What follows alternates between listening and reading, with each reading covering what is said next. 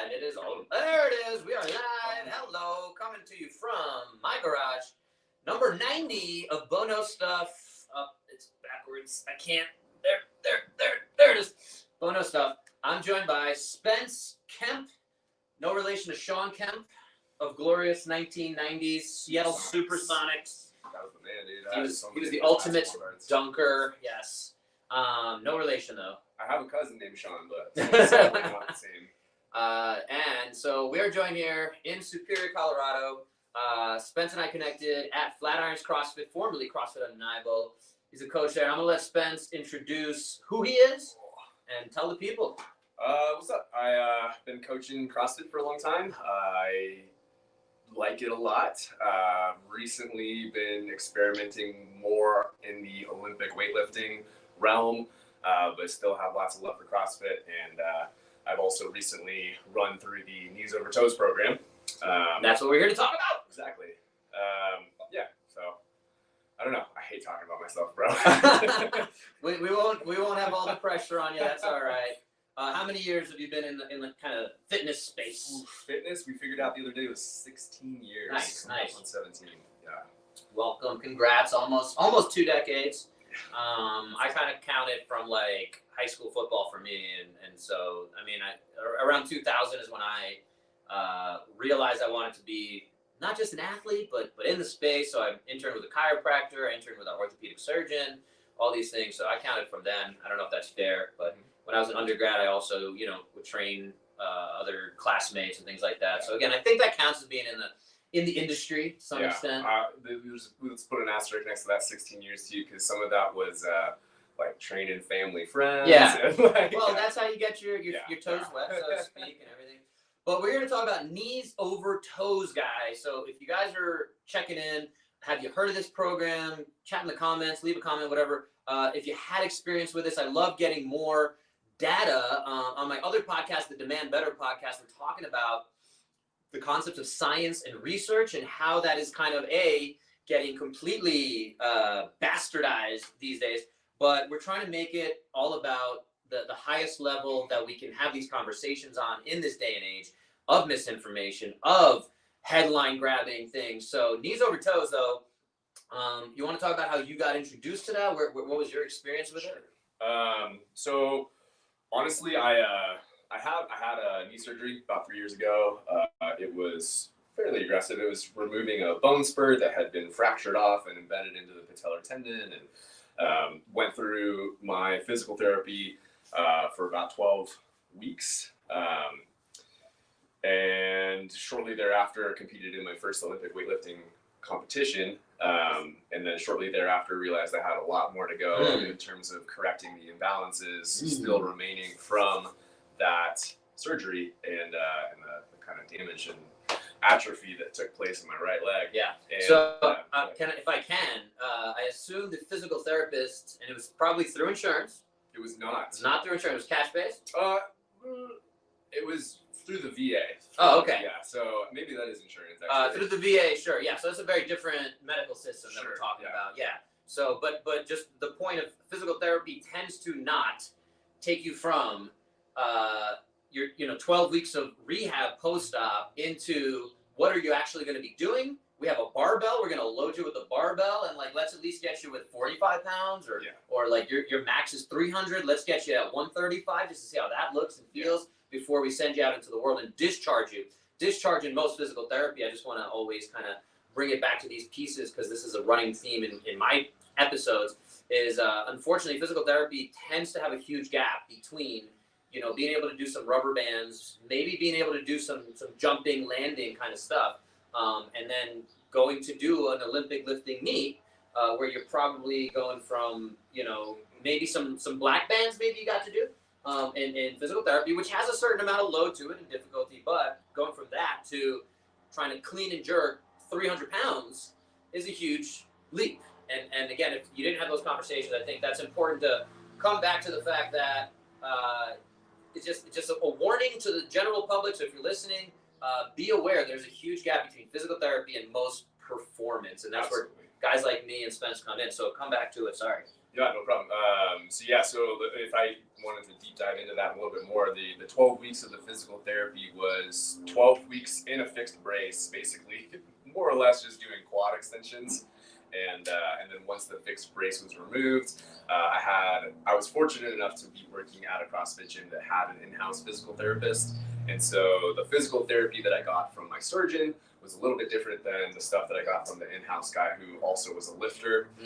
Now, I also should say that my surgeon gave me pretty good stuff, and I felt pretty prepared to handle what I wanted to do when I was done with the official 12 weeks of it. But then absolutely, I did do a considerable amount of very specific training to rehab and strengthen and kind of reduce imbalances and get back to those kind of heavier loadings on the barbell.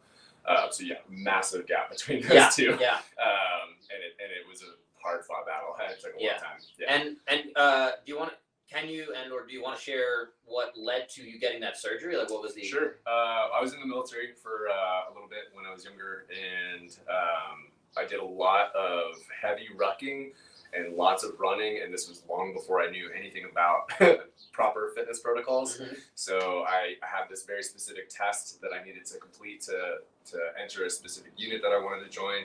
And the test was run 6 miles, swim 4,000 meters. There's a lot of push-ups and pull-ups somewhere in there too. And so I was just, in my 18-year-old brain, I'm going to do this test every single day until I'm good at it. Yeah. And not a good plan. Don't do that. So I got real fast. And I got pretty good swimming, but I also ended up developing a bone spur. And then, years later, through lots and lots and lots of heavy lifting over time, I ended up actually fracturing that bone spur on a squat, which was very scary because it was a lightweight. I was warming up, and I stood it up and just instantly didn't know what happened. I didn't feel pain in my knee, but I went cold, and I got white in my face. And my training partner at the time looked at me. She was like, "Bro, you need to sit down." And so I fractured the bone spur through training, but like the training that I was doing that broke it was not what caused it. Right. Like it was the years of it's the straw that broke the camel's back. Exactly. Yeah, so definitely very interesting, and thank you for sharing that. And just a real quick thing from my perspective is something very big takeaway for folks is most injuries happen when load exceeds capacity. He's talking about he's trying to build capacity with, again, at that time, not truly understanding like there's ways to progressively overload and rest and recover and all these things. But the other aspect to that is too much, too soon, too fast. And again, it was just like, I'm just going to keep going until I either become Superman or I break, which we know what more often than not happens. I like to think I did both. Yeah. So that's the history of a little bit of your own injury. So tell us, so you had the knee surgery, that was 2 years ago, you said? It was about 2.5 years. Yeah, so, and then how does that bring us to knees over toes concept? Sure. So, I mean, I've been in the fitness industry for a while, and most of the things that I have my personal training clients do is things that I've done myself. And I was very curious about this. Obviously, we both know that the knees over toes guy is spreading through the internet like wildfire, and it's just very popular. And I was just curious, and I watched a lot of his YouTube content, and then I felt like I didn't understand it based off of watching the YouTube content alone. So I bought the program. Okay. I ran through it for a few months, and then just kind of evolved my understanding of it there. Since then, I've deep dived into more of where he learned his information. So he's learned it from an individual named Keegan Smith, who learned it from an individual named Charles Poliquin, who you probably know about. And he, so that's where his knowledge base comes from. So knees over toes guy, I think, is definitely the most popular guy who's running this, but I don't think that he's the one who came up with it. Although he did, I think he's done a lot to evolve it into what it is now. Right. And I think he did a lot of his own personal experimentation to get there, but now I think he's part of this thing called the Athletic Truth Group, the ATG, and that's where that name, the ATG Split Squad, if anyone's seen the program, probably knows that name. I think in the fitness industry, are we allowed to curse on this podcast? Sure. It's Ass to Grass is probably the acronym most people associate with ATG, but it's Athletic Truth Group, and so him. Literally every time I see it online, I'm like, Ass to Grass. It's Ass to Grass, yeah. And I'm like, oh no, it's Athletic Truth Group, yeah. But then the irony there is that like what they are teaching is full range of motion, which is Ass to Grass, so it's like it's kind of got like this dual meaning. But yeah, so like I started learning more about Keegan Smith. I started deep diving into his YouTube channel, which I would say is significantly more informative than the Knees Over Toes guy, as far as like someone coming from like a clinical background. Right. So, and again, I'll jump in real quick and say, I was actually just listening to some before we came live. I mean, he's doing like 45-minute lectures talking about how tendon heals, responds, all these things, the physiology. He's doing like more college level lectures about the physiology, his understanding of it. I'm not sure. I haven't looked into what his background is, his training, other than you mentioned he's worked with Poliquin. Charles Poliquin is one of the top leaders in the fitness space. I think he recently passed away, unfortunately. But yeah, he's known as one of the kind of maybe OG's grandfathers, especially when the internet grew. And more information was getting spread. Charles Poliquin was definitely one of the biggest like names. Dan John, Mike Boyle, Eric Cressy, some of these big names you hear about. Charles Poliquin was definitely one of those thought leaders in that space. Whether you agreed with him or not, he definitely was in the lab doing a lot of that work. So yeah. 100%. It's something worth thinking about. So, but back to the mentor. So that's what he's doing, and I'll kind of summarize what Ben Patrick, who is the face of the Knees Over Toes guy. He is the Knees Over Toes guy. He's had 7 knee surgeries. He had a college or basketball career. He was really passionate about playing basketball. 7 knee surgeries, and he talked about that story. All the people were like, "Hey, your career's done. You're never gonna play basketball again." And he was kind of like, "There's got to be another way." I don't know if that's when he found this guy. I'm not sure. I think that's something like that. But he figured out, however he figured it out, that I'm going to do these sled pulls. I'm going to train the tibialis muscles, the ones on the front of your shin. I think he started doing that as his claim. And basically he was able to rehab himself. He said when he was playing college sports and he had a scholarship and then he didn't. If you want to check out a little more of his story, he was recently on Joe Rogan podcast Experience. He's been on a bunch of stuff, the Ben Greenfield podcast, Mark Smelly Bell's podcast. So I've tried to absorb a lot of this information. And again, from my perspective, I'm like, if there's something good to learn here, I want to learn.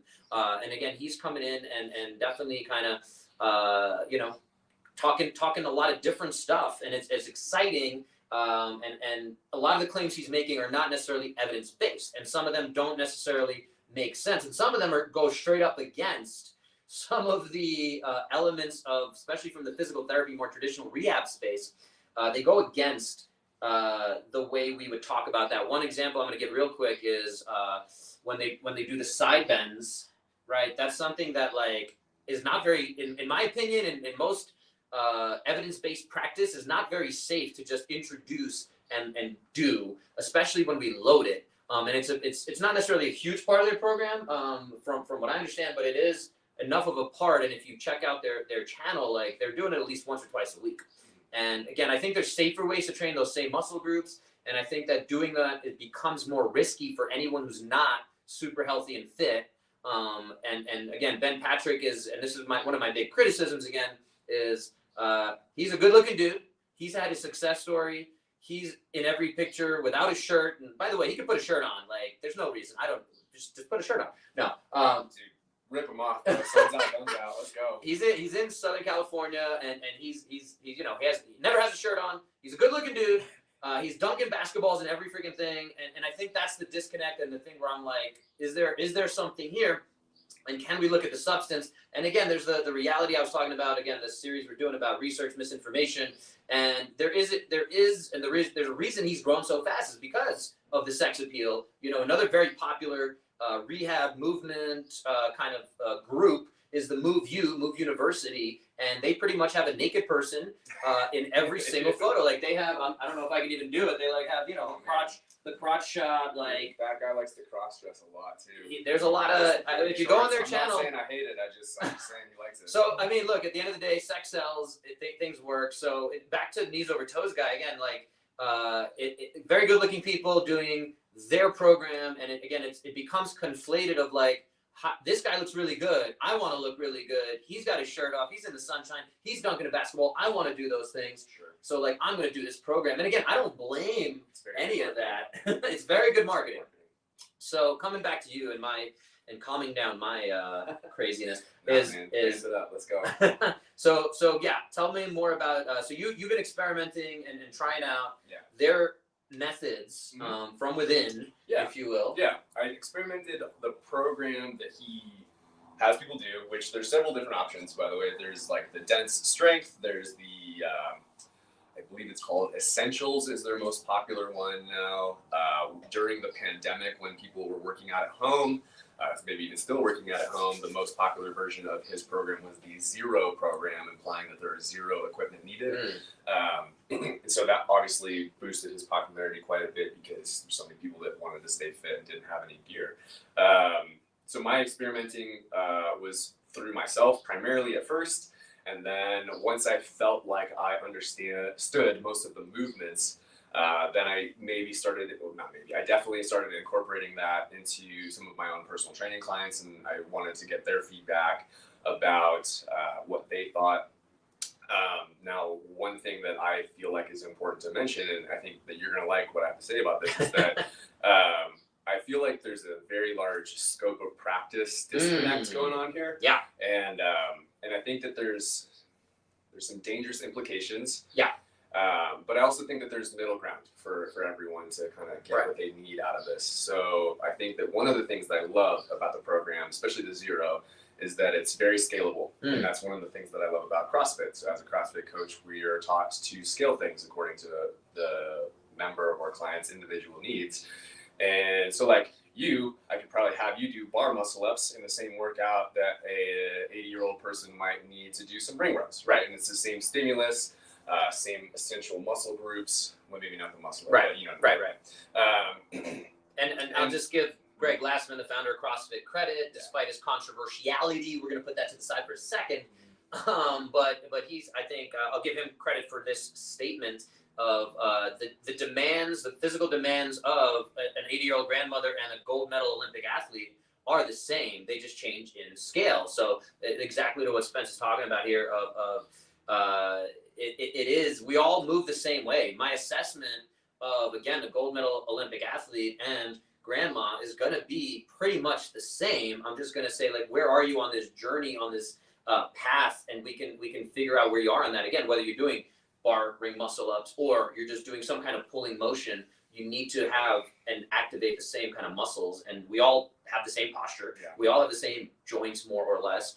So it's a fun way to look at the body. It can be really simple, but again, then we get into these nuances of like, is this concept safe? Is it effective? And that's where I wanted to have this conversation. I also kind of want to take the opportunity to give some of the grandmas out there credit because I've seen a lot of grandmas outperform some 20-year-old guys. So like, I always feel like that's always the comparison. It's like the Olympic medalist and your grandma. Right. Well, why don't we ever say grandpa? You know?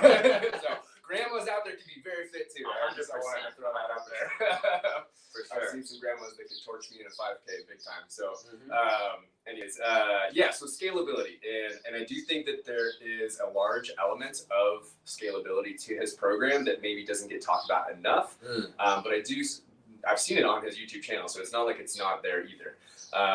But, as a physical therapist, I'm sure you are concerned that, people are going to start throwing this program at their knees because, my knees are fucked up. I'm going to go run this knees over toes guy program and fix everything. And I mean, just real quick, that's one of the reasons it grew on my scope of what I'm looking at online is a number of people came to me and they were like, hey, I tried this thing and my knee got worse. Yeah.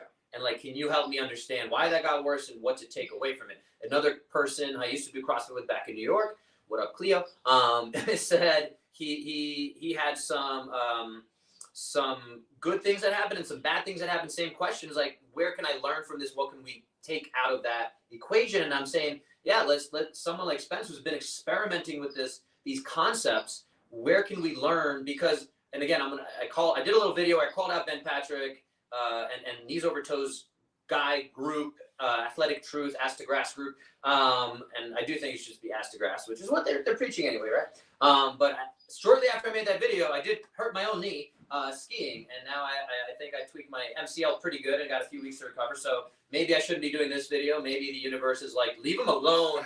I don't know. And again, I just saw Kelly Starrett, who's one of my favorite physical therapists, and he's collaborating with him on a few different podcasts and concepts. And I think there's, again, my only reason for doing this is to hopefully have the conversation, explore, and see what we can learn from it. And again, one of my other criticisms of the whole thing, and I think he stopped doing it early on when I started following him, and he probably had well under 1 million, maybe had 500,000 followers at that point, was we've had 2,332 success stories of people getting out of knee pain. And again, I have already, spoken to a few people who have not had success with this program.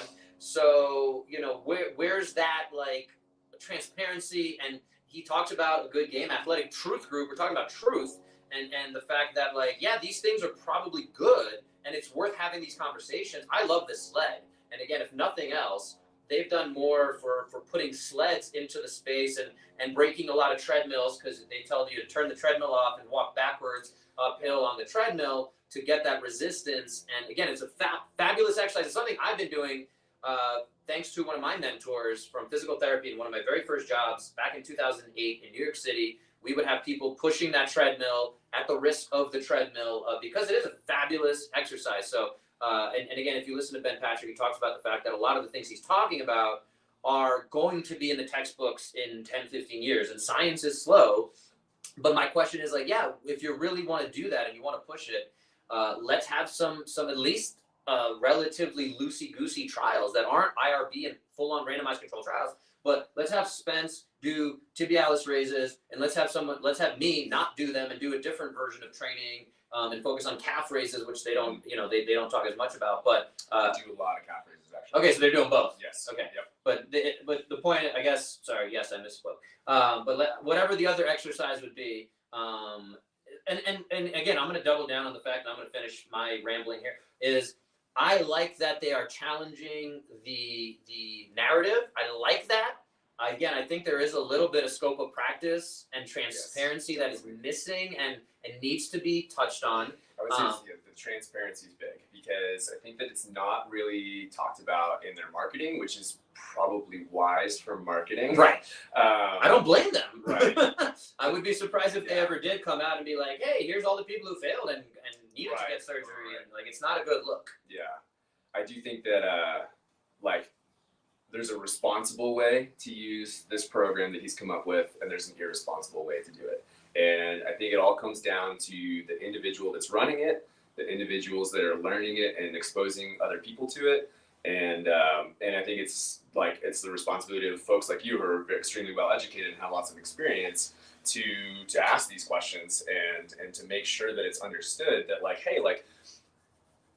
CrossFit is really good if you want to become Batman. That's probably one of the better ways to go about doing it. It's probably not just bodybuilding, right? But and there's many ways CrossFit gets done wrong. There's plenty of criticisms of CrossFit. Exactly, and that's the other thing I was going to say is that there's a lot of ways to do CrossFit. And there's a really good way to do it, and there's a really poor way to do it, and I've seen both. I think that it's important to disclose that if I have an ACL injury, I'm not going to try to go run this program, because I should probably go see a surgeon. I should probably get some MRIs done. I should probably talk to a physical therapist and see if I'm even allowed to do that, because there's so many different complex reasons for why that could have even happened in the first place, right. The complications that are there because of it. But I do think that there's a lot, I would give a lot of credit to the scalability of this program, because I do think that they do discuss many different options for how to scale the range of motion. Mm-hmm. They do discuss going to places that are pain-free. I don't recall seeing any kind of disclaimer that was like, hey, you should consult a physician before you do this, but I don't remember seeing it, but that doesn't mean it wasn't there, because I also have pretty hyperactive brain. Sometimes I like to skip stuff. I like the shiny things. But I think that it can be done really well. I think that it's also not for everyone. Right. And I think you can say the same thing about CrossFit. You Sure. can say the same thing about Olympic lifting or bodybuilding or any of those. So I think it's important this is what I would have loved to see out of this program. So one of the things that I think is a little bit of an issue is that a lot of it's done as an online coaching program through the app True Coach, which is a good app. That's what I use. Yeah, it's a great app. But one of the maybe downfalls to that is that you have to do the program, and then they want you to submit your final set of each exercise so that they can see it. Mm-hmm. And that's great, but what if you hurt yourself on the first set? Right. So I think there's it's a miss there, and it's like you're limited by technology, you're limited by working over the internet, but maybe that's a reason why you maybe shouldn't do it over the internet. Maybe you should consult a coach to do that. Well, they're a big organization company. I mean, I'm a one-on-one coach. I use True Coach. I have, probably a lot less clients than this company that, ATG or whatever the exact name of the company is. So, and I think that, they spend a lot of time looking at videos, critiquing videos, but if they're not communicating on every single set, if they're just like, okay, seems like you're doing the thing right.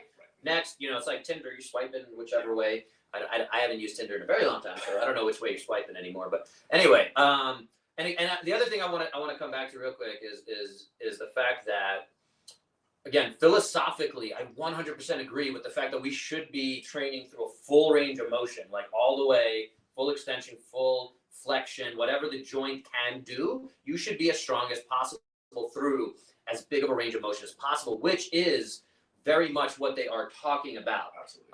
They talk a lot about short range strength and long range strength and the differences between them. They have different exercises to do each one. So like the sled is very much short range. You're not like fully flexing your knee every time you step, unless you do that, and then you're a very diligent athlete. No, but I don't think anyone's doing that, and I don't even know if that's possible. I might need to try to experiment. But yeah, so like they're doing lots of short range stuff.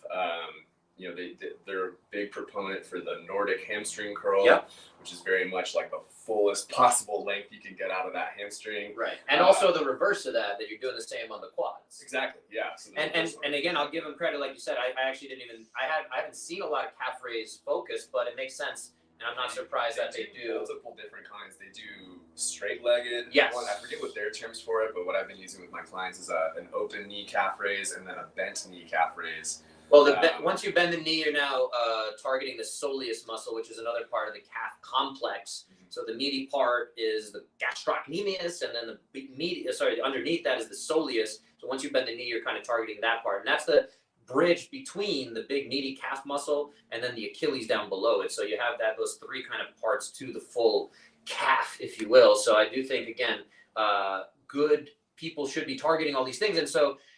Coming back to the whole big picture of it all, like I just want to double down on the fact that this is the way they're doing it, and this is where I wish that we could find a way to.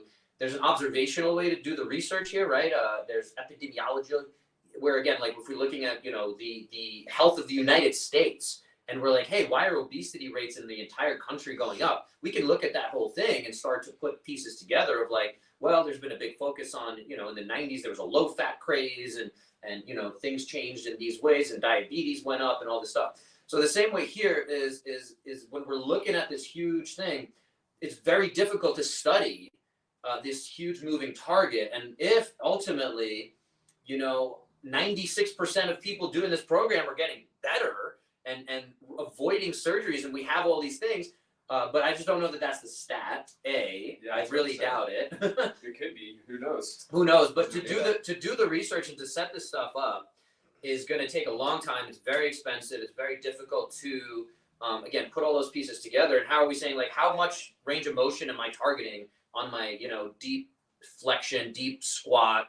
At what point am I getting to? What's my outcome measure? All these different things. The research is very difficult. So again, I'm happy and I'm excited that these things are getting put out there, but I just wish that we can get more data outside of, again, the sexy marketing of it all and just sharing and highlighting the success stories, because we see a lot of that same stuff with like Weight Watchers, which now has to be WW, because they are no longer focusing on weight. They don't want to fat shame people or focus on the weight, which I don't know. I don't know what to make of all that. But the point is, it's a different podcast. It's a very different podcast.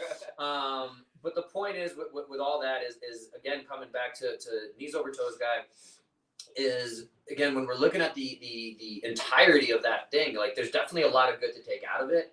And again, I'm excited. I'm still not sold on tibialis raises. How do you feel like? I like them, and I'll tell you why. I like them pretty much just to develop squat depth. I think a lot of people struggle with the flexion at the ankle or dorsiflexion at the foot, and like coming from an Olympic lifting background, I'm fortunate that I've been training overhead squats and snatches for a very long time. My deep squat is pretty strong, so I actually feel like my tibialis is pretty strong just from being able to push my knee into that direction. Mm-hmm. And I've been working on that range of motion for like over a decade. So, so my tibialis is pretty good. So when they have these standards for these movements, and I'm going to put a little asterisk next to that. And this is information that's hard to find on their YouTube information for like a layman who doesn't really know what a lot of these terms are. It's hard to find, but sorry, I kind of lost my train of thought there, but I like the tibialis raise because it helps you push your shin forward, right? Yeah. Your shin forward helps you get deeper squat, and that's valuable as an Olympic lifter. Deeper you can squat, more you can lift. It's also something that, even if you aren't trying to do a snatch, you just want to do a squat. If your shin can move forward more, you're going to have a better range of motion there. I think that it's a very specific way of training that muscle, and I know of several athletes of mine who just don't have the mind-muscle connection to activate that.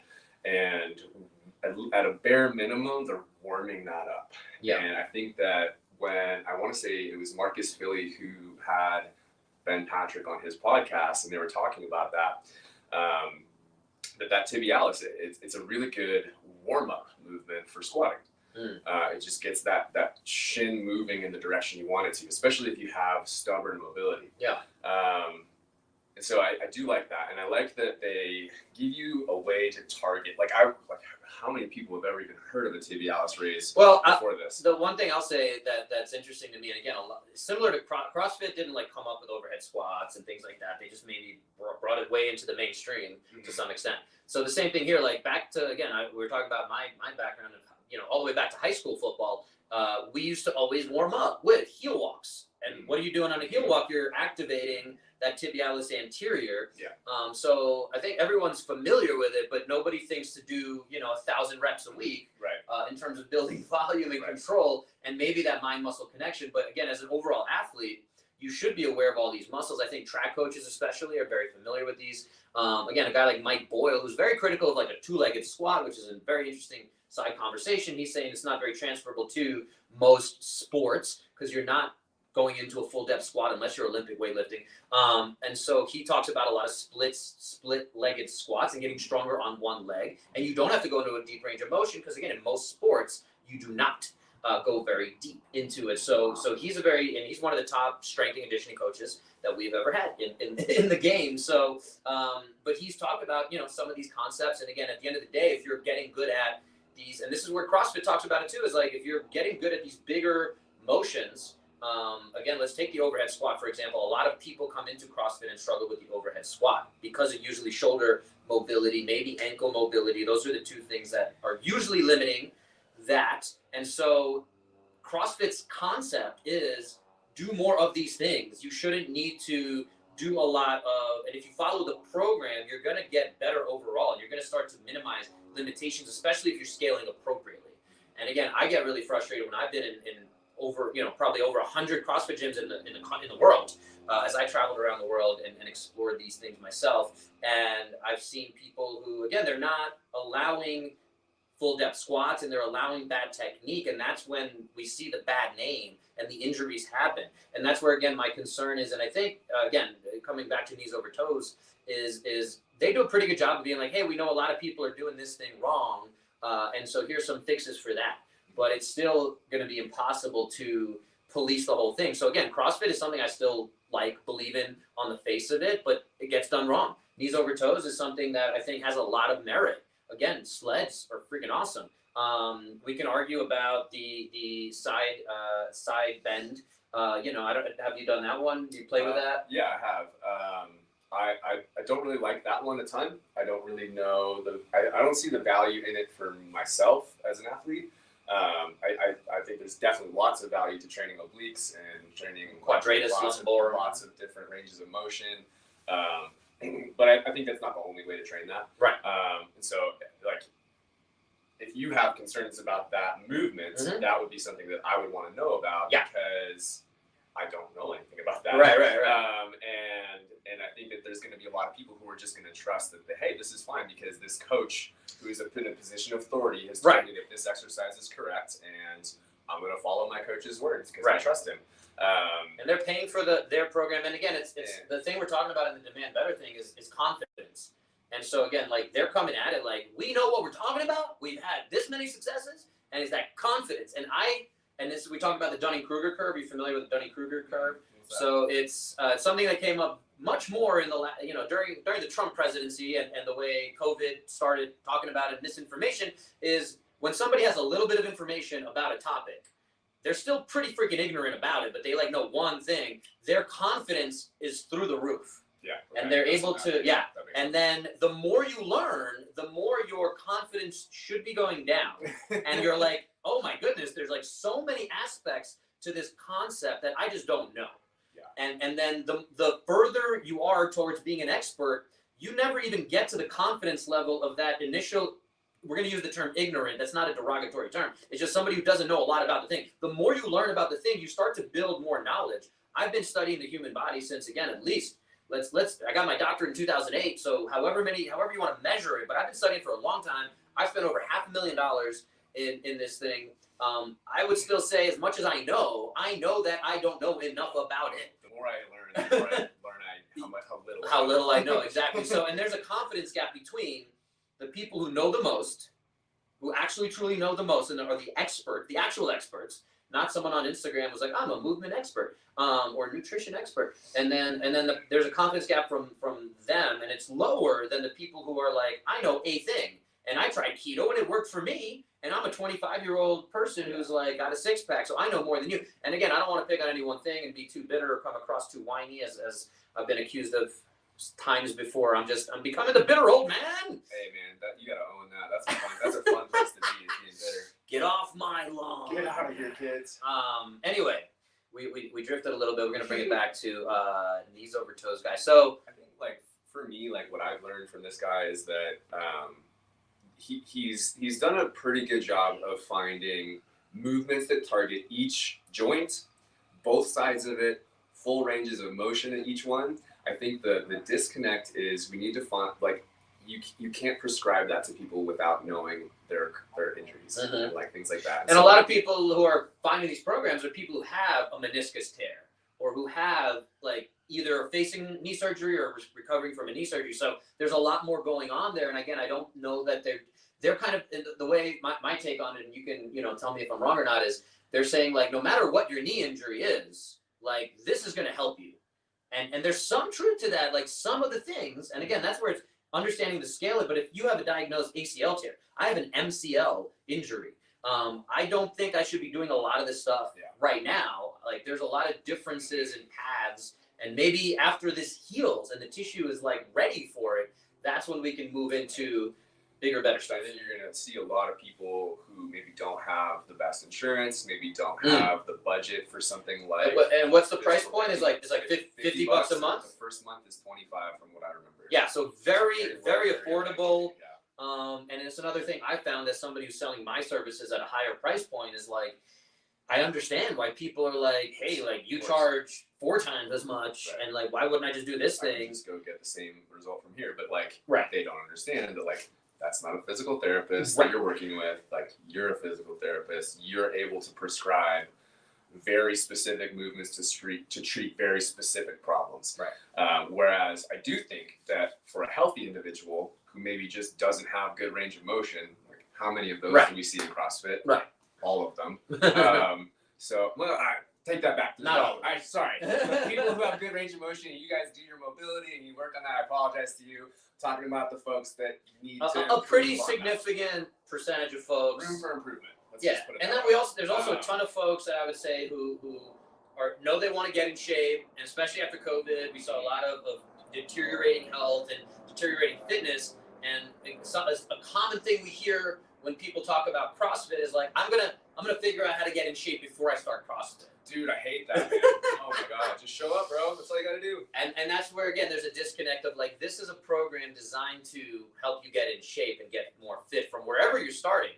And again, we have the examples of grandma or grandpa or, you know, just somebody sedentary, somebody who's not in very good shape. And we have all these examples. And again, CrossFit's, you know, got tons of success stories of people who reverse their diabetes just by staying consistent with you know, physical activity, maybe including some kind of a meal plan that CrossFit talks about, and their whole 100 words of fitness, or fitness in 100 words, starts with the nutrition part. It's the base of the pyramid, and a lot of people forget yeah, that part. Yeah. Anyway, so we're going a little off topic. Let's finish up with knees over toes, but yeah, I think it sounds like we have a lot of similar concerns, thoughts. I think the biggest one is just scope of practice and making sure that you're not giving misinformation to people who wouldn't know to look further into that. Like if you're an average bear, you just want to get more fit, you might not even know the term scope of practice, right? Like maybe you do, sure, but like it'd be really easy to see this as a short-term solution to a very difficult problem, and to maybe go through this as a route that would potentially cause some injury. I think it's important for healthcare practitioners to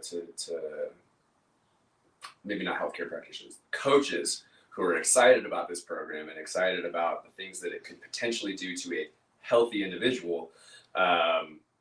It's their responsibility to say, hey, I'm not a physical therapist, I'm not a doctor, I'm not an orthopedic surgeon, I've done this myself, or I've seen people do this. This is how you would scale this movement to prevent pain.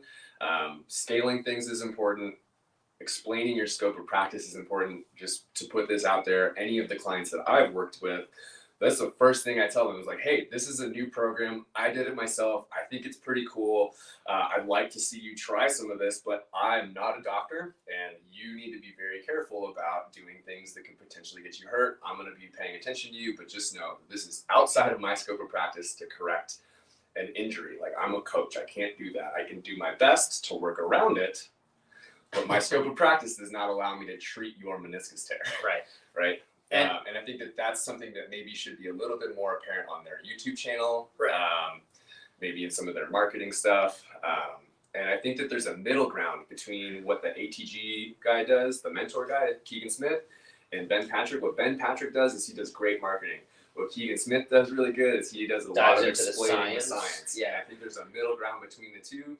And I think that both types of teachers don't really appeal to everybody, because you're not really learning much from the marketing, and you're not really getting excited from the science. Sure. So if you could find a middle ground there that appeals to everyone and also like reinforces scope of practice, I think that's probably where we find the sweet spot of how to apply this to the masses. Right, and for anyone, I haven't heard it as much recently, but back I think when we were growing up, you'd see a commercial and it would say, check with your doctor before starting any new diet or exercise program. See that anywhere. We don't see that as much, and I don't know if it's I don't know if it's a legal thing that people are like, well, is whatever, or it's not necessary. But I think that concept applies, and that's one reason. Like, one of my biggest missions and passions is to assess every human I can at least once a year. Is my recommendation. Just like dentists push their screening for their teeth, and again, teeth should be something that we're getting checked. It's hard. You only get one set of teeth, and then you're just going to have to replace them at some point. Same thing about our knees, our shoulders. So if you have aches and pains, even if you're doing pretty well, there's probably some imbalances. There's probably some things that lead to surgeries. If you're going to go skiing like I did and try a black, which you shouldn't do if you're at my level, on mixed terrain, you might slip and fall and things like that. So are there things we could be doing to assess, to get screened by someone who's developed a good screening concept? Go see the musculoskeletal health expert. So an annual movement checkup. That's my big freaking, like, doesn't that make sense? I don't know. Does it make sense? Shouldn't you do that before you start the knees over toes program? Don't you get your car checked every 6,000 miles? don't you go take your dog, no matter how cute or not cute they are, to every dog is freaking adorable. But don't you take your dog to the vet every whatever it is, 6 months? That is, people are more likely to administer their dog's medication than their own. Mm-hmm. I know that's way off topic, but no, I mean it's right on likes topic. to go in weird places. Again, I talk about that a lot, and that is kind of my point. And so that's my big spiel and car salesman-y thing, and that's one reason I'm in CrossFit gyms, and I'm saying like, hey, this is a great program, but if we add this extra little layer to it, you're going to probably be able to do this for 5 or 10 extra years. Mm-hmm. And like, let's talk about your 30-year plan, not just what you're going to do in the open or whatever it is next year. And like, it's great if you PR on something, but if your back is rounding when you're doing that, oversimplification, but might be leading to some problems, and maybe we can start addressing that and fixing that. And let's not celebrate, oh my God, yeah, you did it. But what damage did your back take in doing that? Yeah. One thing I do like that I don't know if we talked too much about on this podcast yet is the program that they have has lots and lots of recovery and mobility. So like every training day they also have like mobility exercises and protocols for how to recover from that stuff. And I feel like that is also something that is missing in a lot of programs. So they're doing a lot of things right. I think they're doing a lot of things right. I just think that there's a reason they've grown as much as they have. Yeah. I think transparency might be the biggest issue with their program. And it would be a pretty easy thing to fix, to be honest. I'd be surprised. And again, it's called cool to each other. It's called Athletic Truth Group. Again, I feel like by not talking about the failures, they're not. It's a lack of truth. And again, like I love the message. I love what they're talking about. I love the successes. I love pushing the ideal. And again, I think we could all do better at talking about some of the failures and things like that. And it's easy also for people in physical therapy. A lot of times they're like, oh, the patient was not compliant with the exercise I gave them, and that's why they didn't get better. And that might be true sometimes. But at the end of the day, it's like it's really up to us as the practitioner to find something they're excited about. And again, he's, Ben Patrick and this whole group has done a great job of getting something like you were talking about, getting people excited about this thing. I want to dunk a basketball. It's like a map to get where you want to go, or at least that's what it's being presented. That's what it's being presented. And again, that's the confidence, and that's the Dunning-Kruger effect of like, I know too much, and I can't say like, hey, if you get stronger, you're going to be 99% likely to, hit all your goals. But it's like, are you ready to get strong? And how do I present that? And like the science and the nuance. And again, if you read any of these papers and the scientific consensus is boring, like you're saying. And it's the other fellow, the mentor, what was his name? Keegan Smith. Keegan Smith. So Keegan Smith, again, is I was listening to some of his stuff. And again, even I get bored by it, but I'm excited by it. I love talking about tendon stuff, and I'm like, well, he's making that claim, and I'm like, and he even has links and articles and things like that, so we can go deep into it, but it's still that like disconnect of what works. I just want to know what works. How much do I pay for what works? The fact that you're only paying $50 a month and it's $25, like that seems too good to be true. Very low. Right. So there's some level of you get what you pay for, but it's also the like the CrossFit model. Look, CrossFit breaks a lot of people too. Like the studies that have been done show it's about equivalent to most other sports. People playing recreational basketball have about a 20% injury rate. People doing CrossFit 4 times a week have about a 20% injury rate based on the research that has actually been done, the studies that have actually been conducted. What's the knees over toes injury rate or success rate? We might never know. That's okay. And I'm just going to throw this out there. Running, for all you runners out there, has about a 90-something% injury rate. Statistically, lose weight, go run. And it's so easy. And again, it's hard to argue these concepts of like, again, you want to start getting healthy, you go run. You're doing Peloton now. Peloton has its own problems. So again, it's trying to poor gaits that you see on a bike. We can certainly go down that rabbit hole. But again, I'm all for, at the end of the day, if you're on the couch and you're going to go do Zumba, and I think Zumba is not the best thing ever, and it's incomplete, like it's still better than being on the couch, and you're moving, and you're motivated, and it keeps you going, great. Now we're seeing pickleball. This is a big emerging thing. We have pickleball courts right stone's throw away from here. Tons of people out there. I bet there's at least 20 people over there right now, and now we're seeing all sorts of injuries from pickleball that we didn't see in tennis, which is funny in some capacity, because the reason it's become so popular is because it's a lot more accessible. You can be good at it. You could. Tennis is hard. To say that I have no idea what pickleball is. Okay, so and for anyone else who doesn't know, sorry for diving into that. Basically, what they did was they took the concept of tennis and or paddle board. Where you could hit off the wall, or what's the other one? I don't even remember. What's the one indoors? Racquetball. And they basically just shrunk, and I can show you when we come out here. Okay. They shrunk the court. I think it's like a third the size of a tennis court. So there's like 8 of them, or 6 of them, or 8 of them right there, which normally would be like 2 courts, basically. Okay. And so because it's small, you don't have to run around a lot. You don't have to go chasing balls and get frustrated by the complexity. You don't have to do big serves where you like have to figure out a forehand and a backhand and everything like that. So it's a very you can barely move. But again, at the same time, you're like incorporating some movement. You're getting outside. It's great. I love it. But now we're going to see new injuries happening from that in the physical therapy space, especially. But so pickleball is I don't know why it's called pickleball either. But funny sounding name. I guess I don't know pickle. I should look that up. But yeah, basically, and the other very the emerging sport is disc golf. Oh yeah. Where you throw frisbees at like a little target, and so we have both of those right here in our backyard. Yeah. So yeah, that's the whole reason I was bringing up pickleball though. Is again, it's great to get moving off of doing nothing. And if there's more ways we can get you moving, but it's also an incomplete picture of fitness, which is where again, physical therapists have done a terrible job of marketing the fact that like we should be your first go-to. Because we know, and again, a lot of physical therapists might not even have the tools in terms of, do we have a system in place that I've been putting together that's combining SFMA, FMS, NSCA, all the CSCS, all these different CrossFit methodology and FRC, which is one other one I want to talk about real quick. Functional range conditioning. Are you familiar with that? You probably know the concept. Sounds like something I would. So some of the stuff I've had Bex doing. So you do CARs, controlled articular rotations. Okay. So you're moving a joint through its full range of motion. So you're going to deflection, and now you're going into rotation and extension. You want to be able to control that joint through that full range of motion. If you have a limitation into extension, I don't know if I can even do this.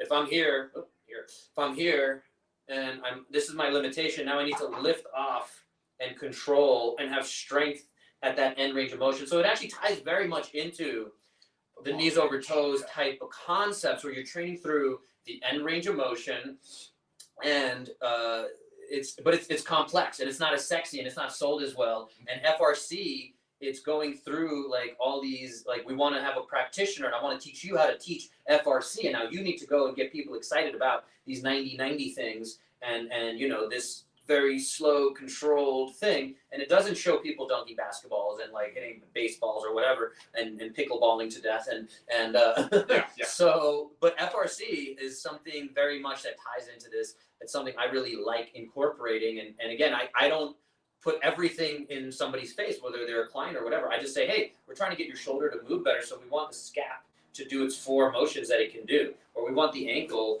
to do its 4 motions, which is going to be, I got a little sock is fading there. So it's going to do its plantar flexion, inversion, dorsiflexion, and then eversion. That's hard. So you're trying to get as good of control of that whole 360 theoretical degrees. So that's FRC. And again, that's where I think there's a lot of interesting overlaps of what we're seeing emerge. Again, to Greg Glassman's point, he talked about kind of a libertarian concept of we're going to see the cream rise to the top. So the fact that, that this program is rising pretty well. And again, there's plenty of things that have risen and fallen. So if we see it over the years, stay at the top, we'll know there's something there for sure. And again, I think there is a lot of great stuff there, and it's just going to be a question of how well they keep the stuff together. So anyway, we're going to wrap it up unless you have any closing thoughts. Yeah, sure. I do think that there's probably, I think the way that we all move forward in the industry is we just keep working together, and we start with, as you said, maybe it starts with an assessment, right? Like maybe it's knees over toes, but it's bow first and then knees over toes, or some sort of if you want to keep it this really low price point and we want to do it online, maybe there's some way of doing a virtual assessment of some kind, and then that evolves into, okay, now we're going to run this program through the True Coach app, and then that evolves into, okay, hey, let's maybe try to do this in person with a coach who knows how to do this stuff, who knows how to scale, who understands movement. And then, you know, we do the studies, we do the research, we get the case studies, we respect the science and the process of doing things right, as opposed to this is shiny, I'm gonna go do this because I think it's gonna be cool, which I think there's a lot of validity to doing stuff for fun too. Like, it doesn't have to be just, you know, like I think that most people who do CrossFit are probably not doing CrossFit because they like the science behind it. Right. They like it because it feels fun. Yeah. It's cool. And again, that was the Glassman concept of, like, you know, men will die for their name on the board and for those extra points and for me to do one more rep than you can do. So there's that competitive nature to the whole thing. And that's fascinating. And yeah, if you want to win, don't get hurt, bro. and that's another huge takeaway I want to leave people with is the best program is the one you can stay consistent with and the one you don't get injured on. And then, you know, 10 years of lifting some heavy stuff with relative, you know, good concepts is going to do a lot more for you than any one program will ever do.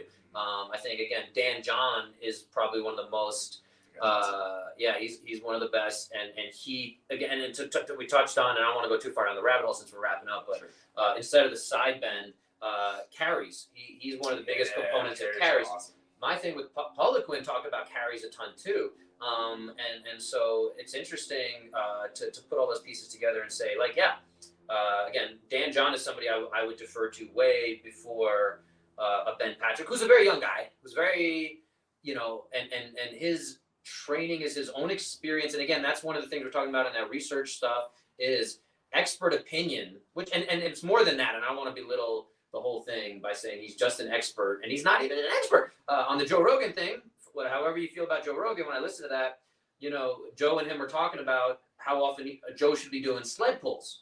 And Joe's like, I do those once a week. Is that enough? Deferring to Ben as the expert of sled pulls.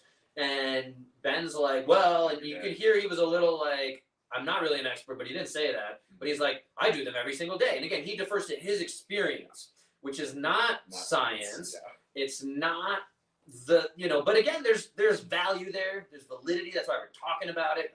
So hopefully, again, guys, we got you thinking. We got you 1% better just from the conversation. Again, you said it in your kind of closing thoughts there of like science, and the way we progress with all this is moving the conversation, having the conversation, and being respectful and saying, what can we take out of this? Where can we improve? I think that's how we're going to get better. And again, I'm excited for the future. I'm excited for, you know, continuing to push my assessments, you know, one way or the other. And I think, again, that is why I do what I do. And that's what the part I can play in all this is saying, like, hey, yeah, you're doing really good. We have another guy at the gym, actually, who's doing a lot of the methods. He's doing the Marcus Philly, what is it, just look good, functional bodybuilding. But one of their slogans is like look good naked. Yeah. But he's doing that program. I mean, he didn't come up with that, bro. Come on, we've been doing look good naked in CrossFit since '74, bro. For sure. But this guy at the gym is doing that program, and he's somebody I assessed for some knee pain. And I talked to him, I looked at him, I was like, yeah, I think most of the stuff is pretty balanced. And this is exactly the example we're saying. And he asked me too, he came up and he's like, hey, I'm doing all this like knees over toe stuff, the Marcus Philly stuff. He's like, do you think there's any validity to the fact that like I'm strengthening my ligaments and tendons by going into these deeper ranges of motion? And I'm like, sort of. Like the science, and again, that's where we can talk to. Yeah, sort of. Sort of, yeah.